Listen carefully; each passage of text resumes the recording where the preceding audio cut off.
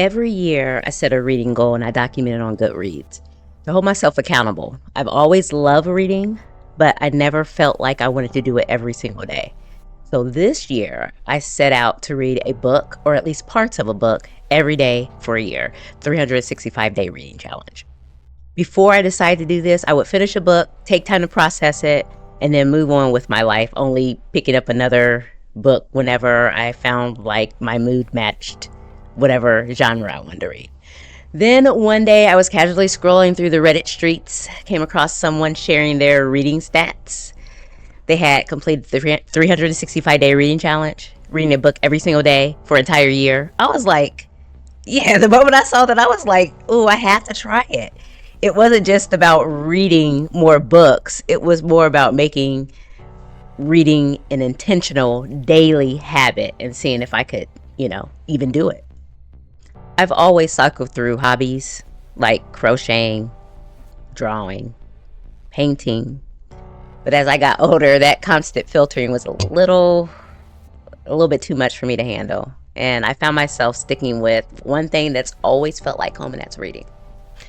No matter what else I've picked up and put down, because I can do that. I'm telling you, I have ADD when it comes to my hobbies. But books have always been there, waiting.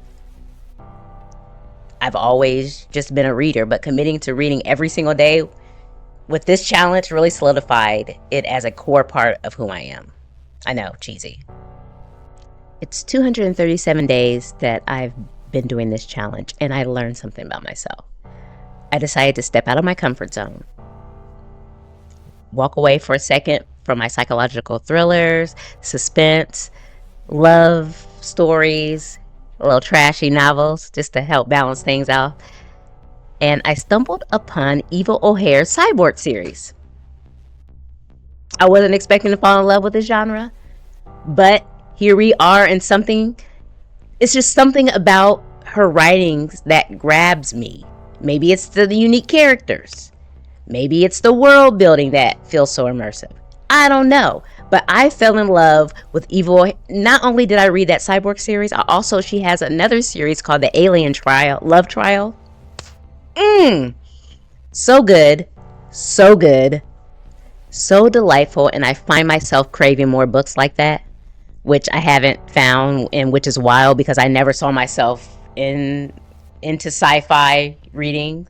But here we are. And I'm telling you, unless you know of any other writers that may be in this genre and that's so good and the story building is fantastic, leave a comment. I would love to check it out. I'm about to get real nerd on you. During this journey, it's also intensified my love for words. Yep, I said it. Words have, I don't know. I think I didn't fully understand just how deep that love ran until recently during this challenge.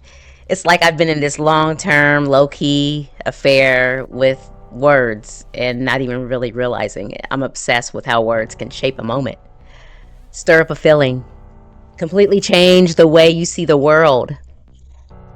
I'm sure you would agree that there's something that's so satisfying about finding the perfect word to describe something. It's like it fits like a puzzle. Maybe that's why I naturally gravitate towards books and games that have words in them, and my writings. Just, I don't know, it's not just a form of communication, it's an experience. Having said that, on this journey, when I'm not actively reading, I started picking up word-related games to fill my time. My favorite, it's a game called Word Association.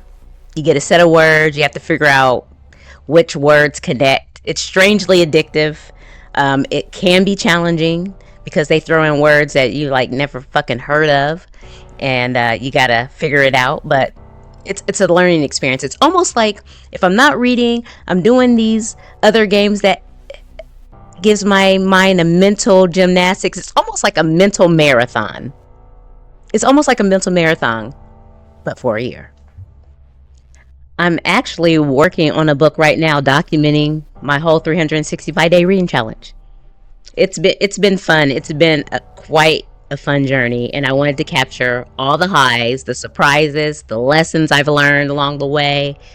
It's like my reading challenge, but written down for others to follow and hopefully be inspired. I'm excited. It's fun writing a book. Damn, it's a lot of fucking work too. But yeah, I'll talk to you guys next week.